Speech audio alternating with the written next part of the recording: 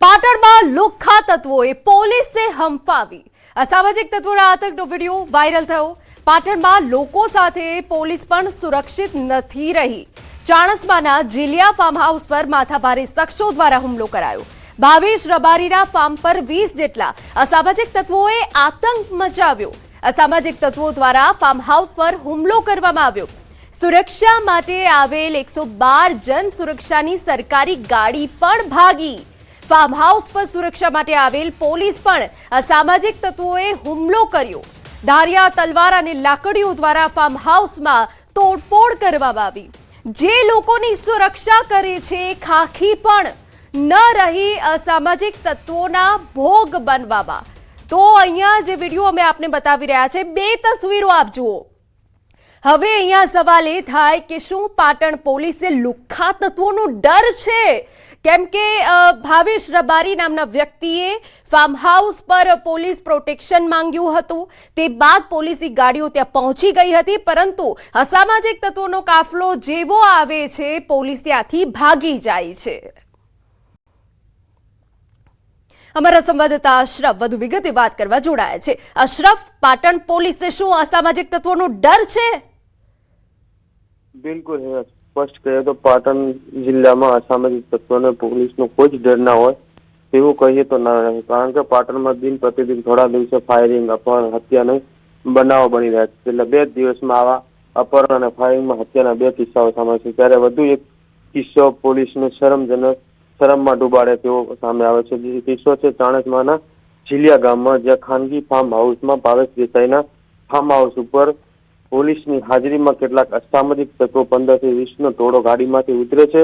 લાકડી, તલવાર, હથિયાર, જે પણ તીક્ષ્ણ હથિયારો હાથમાંથી સ્પષ્ટ સીસીટીવીમાં દેખાય છે અને પથ્થરમારો કરે છે। જે પોલીસ ભાવેશ દેસાઈના પ્રોટેક્શન માટે તેના ફાર્મ હાઉસ બહાર ઊભી હતી, તે જ પોલીસ ત્યાંથી ખુદ ભાગી જવા પર ફરજ પડી, એટલે કે પોલીસ અસામાજિક તત્વોથી બચવા ભાગી હતી। અહીંયા અસામાજિક તત્વો પોલીસથી ભાગવું જોઈએ, પરંતુ અહીંયા ખુદ અસામાજિક તત્વોના પથ્થરમારાથી બચવા 112 વાહન અને અન્ય એક પોલીસની ગાડી ભાગે છે। મહત્વની વાત છે કે સમગ્ર બાબતે જે ખાનગી ફાર્મ હાઉસના માલિક ભાવેશ દેસાઈ છે, તેમને 20 લોકો સામે 15 થી 20 ના ટોળા સામે ફરિયાદ નોંધાવી છે। તો મહત્વની વાત છે કે સામે 112 વાહન છે જે જનરક્ષક છે, તેમાં પણ પથ્થરમારો થવાના કારણે કાચને એવો તૂટે છે, એટલે કે પોલીસે પણ 15 થી 20 લોકોના ટોળા અસામાજિક તત્વો સામે ફરિયાદ નોંધાવી છે। પરંતુ સૌથી મહત્વની વાત છે કે જે રીતે પોલીસની હાજરીમાં પથ્થરમારો થઈ રહ્યો છે, એક બાદ એક ફિલ્મી ઢબે ગાડીઓ આવે છે, ગાડીઓમાંથી અસામાજિક તત્વો ઉતરી રહ્યા છે, હાથમાં તીક્ષ્ણ હથિયાર છે, સામે 2 પોલીસની ગાડીએ, તેમ છતાં આ લોકોને પોલીસને ન તો ખોફ છે ના તો ભય છે। ગાડીમાંથી ઉતરે છે, સામે ફાર્મ હાઉસ પર પથ્થરમારો કરે છે, જે લાઇટો લગાવે છે, ત્યાં લાકડી ધોકા વડે તોડફોડ કરે છે। એટલે સૌથી મહત્વની વાત છે કે ક્યાંક અસામાજિક તત્વો પાટણ પોલીસને ખુલ્લો પડકાર ફેંકી રહ્યા છે કે ક્યાંક પાટણ પોલીસ કાયદો અને વ્યવસ્થા જાળવવામાં નિષ્ફળ નીવડી છે।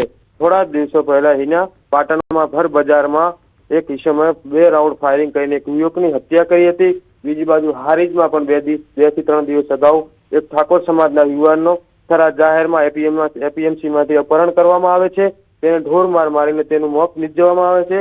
અને હવે ફરી અહીંયા પોલીસની હાજરીમાં 2 કહીએ તો 2 ગેંગ વોર સ્પષ્ટ માહિતી નથી આવી, પરંતુ ક્યાંક મસ્તાની ગેંગ અને ક્યાંક વામૈયા ગેંગ, આ 2 વિગતો મળી રહી છે। સ્પષ્ટ નથી કહી રહ્યો, પરંતુ આ 2 ગેંગ વોરનો જ સમગ્ર આ જે ઘટના છે તેના કારણે જીલિયા ગામે બની છે। ક્યાંક પૈસાની લેતી દીધી બાબતે આ બંને ગેંગો વચ્ચે ક્યાંક અગાઉથીને જ ઝઘડો થયો હતો, તે બાબતે ફરી અહીંયા ભાવેશ દેસાઈના ફાર્મ હાઉસ પર ક્યાંક વામૈયા ગેંગના ઈસમો આવ્યા હતા અને પથ્થરમારો કરી અને જે તોડફોડ કરવામાં આવી એવી વિગતો મળી રહી, પરંતુ હજી સુધી સ્પષ્ટ ન કહી શકીએ, કારણ કે પોલીસે હજુ આ બાબતે કોઈ સત્તાવાર નિવેદન આપ્યું નથી। એક બાજુ જે જનરક્ષક 112 વાહનના પોલીસ કર્મીએ 15 થી 20 લોકોના ટોળા સામે જ ફરિયાદ નોંધાવી છે, એમને પણ કોઈ અહીંયા નામનો કોઈ જ ઉલ્લેખ કરવામાં આવ્યો નથી। પરંતુ સૌથી મહત્વની વાત છે કે આ જે સીસીટીવી છે તે પોલીસની કામગીરીને ખૂબ જ પાટણની પોલીસની કામગીરીને ખૂબ જ શરમાવી રહ્યા છે,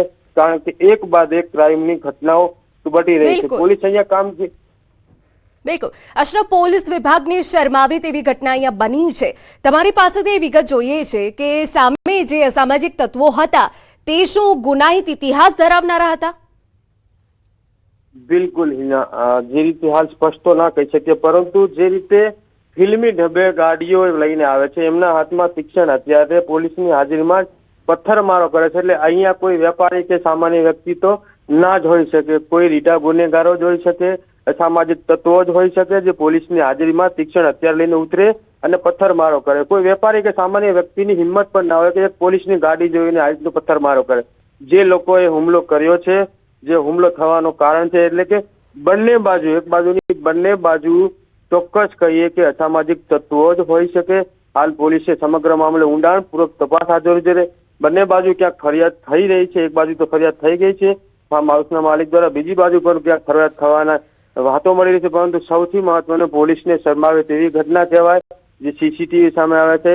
એટલે કે પાટણ પણ હવે ક્યાંક ગેંગ વોરનો શિકાર ન બને તેવું કહીએ તો નવાઈ નથી. પાટણ પોલીસે એક બાજુ પ્રોહિબિશનના ગુનાઓ કરીને વાહવાહી તો લૂંટી રહી છે, પરંતુ અસામાજિક તત્વો અને લુખ્ખા તત્વોમાં જે પોલીસનો ખોફ હોવો જોઈએ, જે પોલીસનો ડર હોવો જોઈએ, તે નિભાવવામાં પાટણ પોલીસની પકડ ખૂબ નિષ્ફળ નીવડી હોય તેવું કહીએ તો નવાઈ નથી. વિના બિલકુલ આભાર તમામ વિગતો બદલ. તો આ બે તસવીર જે પાટણના પોલીસ વિભાગને શરમાવે તેવી છે. લુખ્ખાઓને જોઈને પોલીસને ભાગવું પડ્યું.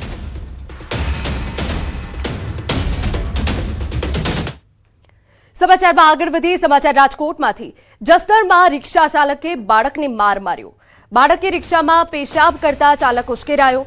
રોષે ભરાયેલા રિક્ષા ચાલકે બાળકને ઢોર માર માર્યો.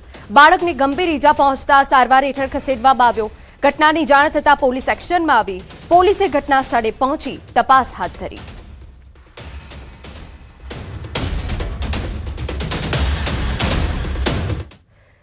અરવલ્લીના મોડાસા રૂરલ પોલીસ હદમાં એલસીબીની મોટી કાર્યવાહી. જાલોદર પાસે હાઈવે પર ટ્રકમાંથી વિદેશી દારૂનો જથ્થો ઝડપાયો. કુલ 4,992 બોટલ સાથે કિંમત ₹31.94 લાખનું દારૂ કબજે કરાયું. કુલ 67.99 લાખનો દારૂ મુદ્દામાલ સાથે 2 આરોપી ઝડપાઈ ગયા.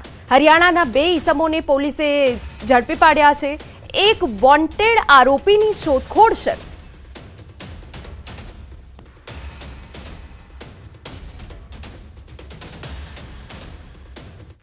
સમાચાર રાજકોટમાંથી કે જ્યાં હવે વીજ ચોરોની ખેર નથી.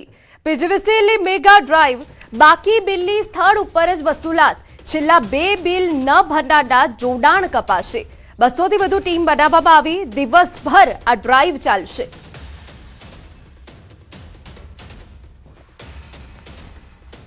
તો આપને એ દ્રશ્યો બતાવી રહ્યા છે. છેલ્લા 2 બિલ ન ભરનાર સામે કાર્યવાહી કરવામાં આવશે. જોડાણ કાપી નાખવામાં આવશે. ઘણા સમયથી રાજકોટમાં વીજ ચોરીની બુમરાણ હતી, તે વચ્ચે પીજીવીસીએલ દ્વારા મેગા ડ્રાઈવ કરવામાં આવી રહી છે, જે હવે ચાલશે. એટલે કે રાજકોટમાં વીજ ચોરોની હવે ખેર નથી. બોટાદ એલસીબીની ટીમ દ્વારા મોટી કાર્યવાહી કરવામાં આવી. કાર્યવાહી દરમિયાન મોટર અને વાહન ચોરીના 3 ગુનાઓ ડિટેક્ટ થયા.